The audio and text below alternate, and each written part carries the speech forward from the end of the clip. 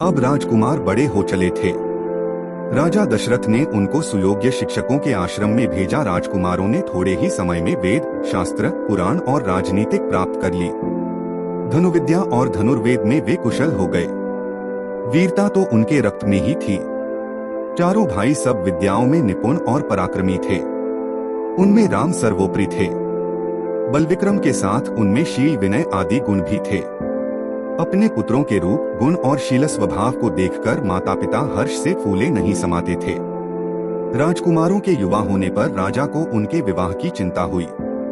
वे इस विषय में एक दिन मंत्रियों और पुरोहित से बातचीत कर ही रहे थे कि द्वारपाल ने समाचार दिया, महाराज महर्षि विश्वामित्र पधारे। सुनते ही राजा दशरथ सिंहासन छोड़कर उनके स्वागत के लिए आगे बढ़े। राजा ने मुनि को सादर प्रणाम किया, उन्हें उचित आसन पर बैठाया और सेवा सत्कार से संतुष्ट किया।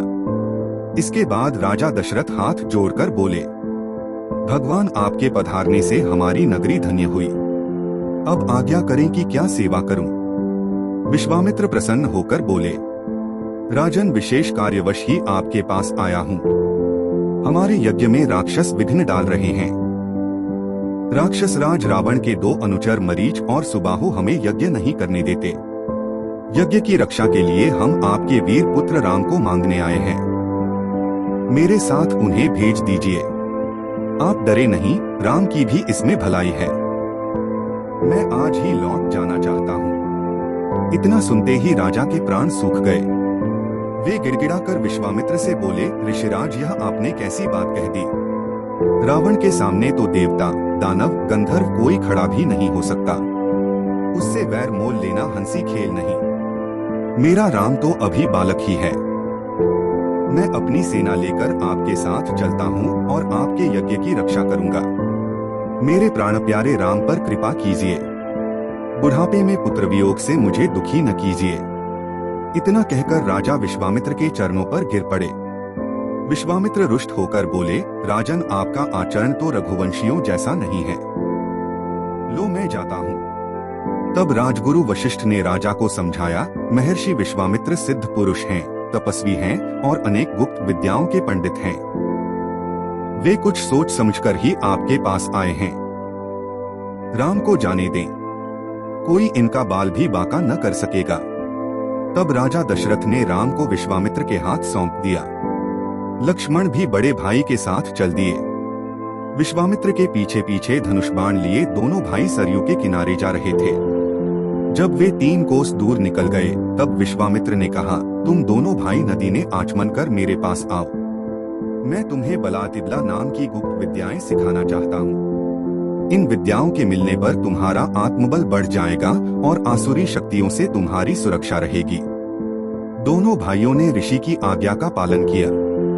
विद्याओं के ग्रहण करते ही उनमें नवीन स्फूर्ति आ गई। उस दिन वे सरयू नदी के किनारे ही टिक गए। अगले दिन वे सरयू के किनारे किनारे फिर आगे बढ़े।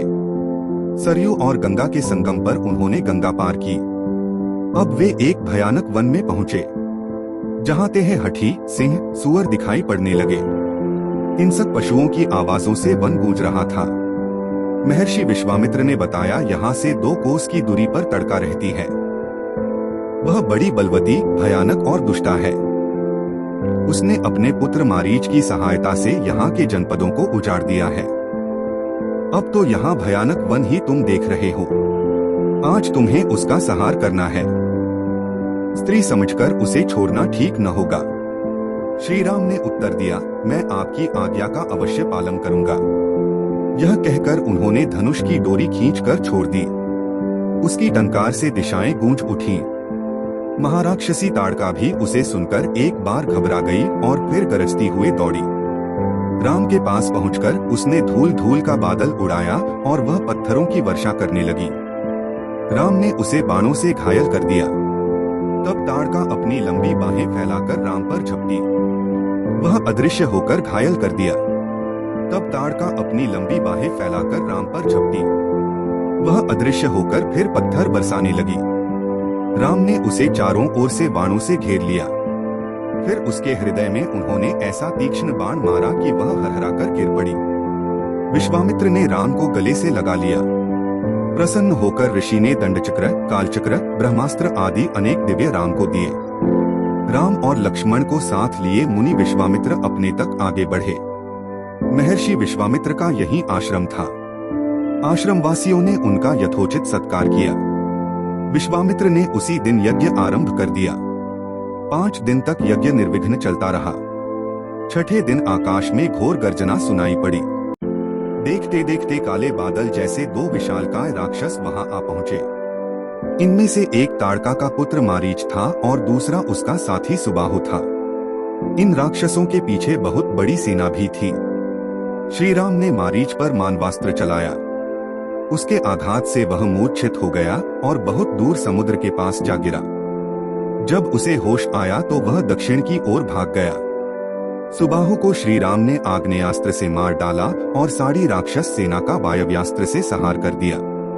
विश्वामित्र का यज्ञ निर्विघ्न समाप्त हो गया। विश्वामित्र ने राम को हृदय से लगा लिया। सब ऋषि राम की प्रशंसा करने लगे।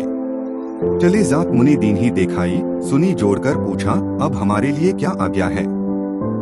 विश्वामित्र ने बड़े स्नेह से कहा, वत्स मिथिला के राजा जनक को तो तुम जानते होंगे।